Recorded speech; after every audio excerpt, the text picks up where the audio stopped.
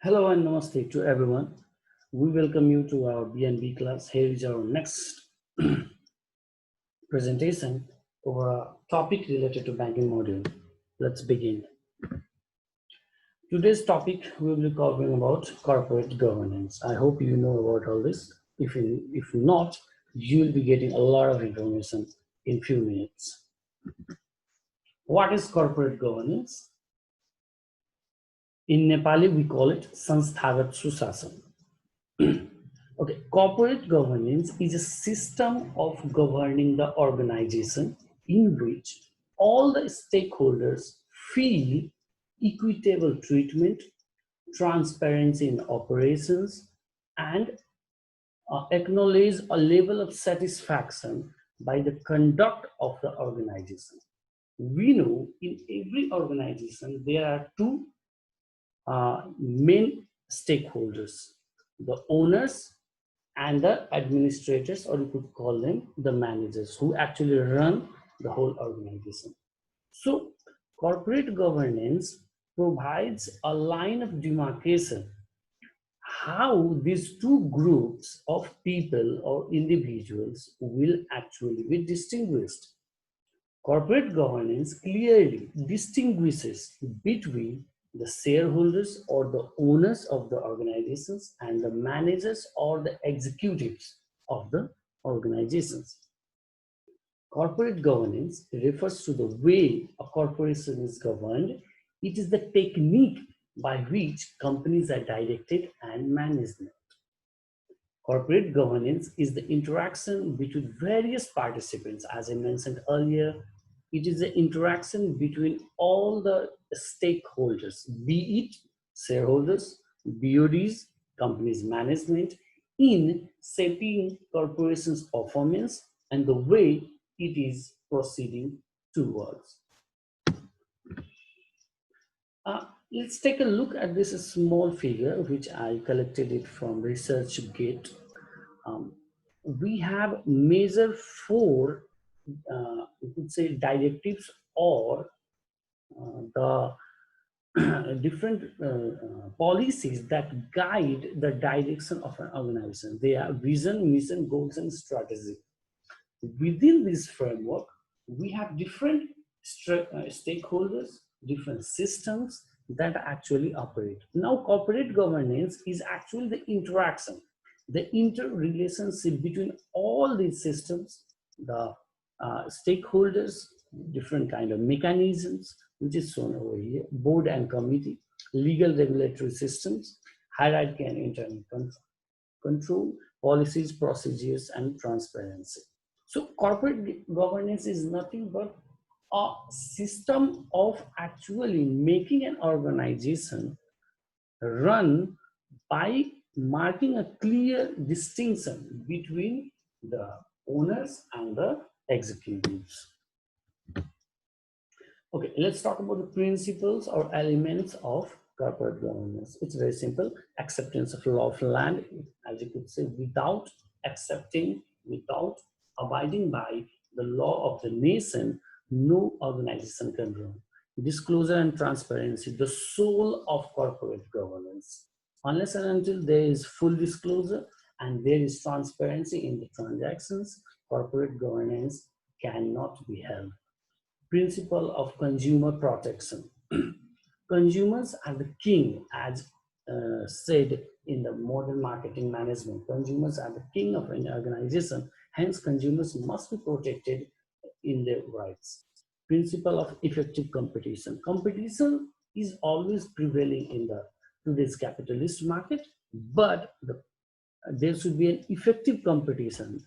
It should not be an unhealthy one. Principle of decentralization. Today's organization follows the guidelines of decentralization, whereby the powers are decentralized at different sections, different branches, different levels of the organization. Principle of stakeholder satisfaction.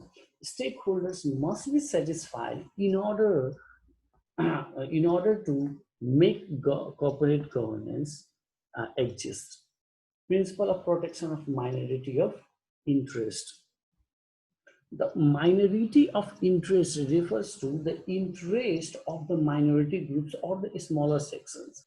That means if the organization does not take care of interest of all the stakeholders, because even the minority are the stakeholders, hence there must be protection of their interest.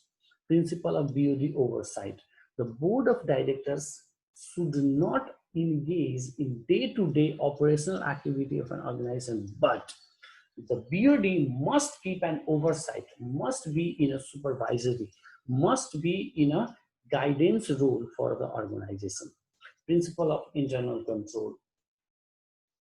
Any organization is controlled in two ways, externally and internally. Externally, as we talked about the first point, the law of land, we have to be in control as per the law of land. Similarly, in order to make things correct, put things in right direction, there must be an internal control mechanism set by the executives of the organization. The factors affecting corporate governance, as we already talked about in control thing, but if we call it, we can say the internal factor, external factor. Internal factors that lies within the organization, the external factor that is out of control of the organization. Within internal factors, we could say a few points. You can name many, but we have listed just a few. Internal working procedure, the working mechanism, the system, the way the work is done in an organization. Fair remuneration, punishment, yes, reward for the performer and punishment or penalty for the non-performers. Internal control or dual control, as it is said. Internal control means the control mechanisms within the organization. Why it has been mentioned dual control? Because we know, as we already mentioned, any organization have two major group of individuals. The first is the owners. It could be a single person or it could be multiple. And the another one are the executives. Now both have to define, prescribe a certain control mechanism, certain control measures, so that the whole organization could be uh, taken forward in a better way. There could be other internal policies. There could be other factors like the corporate culture existing in the organization, the HR policy, and so on. There could be lots of internal factors.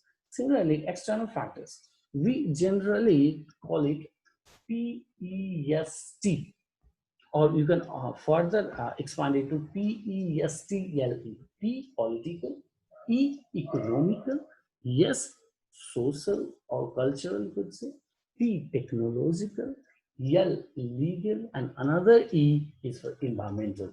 These are the factors that actually operate outside the organization, but still they have a major impact on the performance, on the policies, on the organizational systems existing in any institution.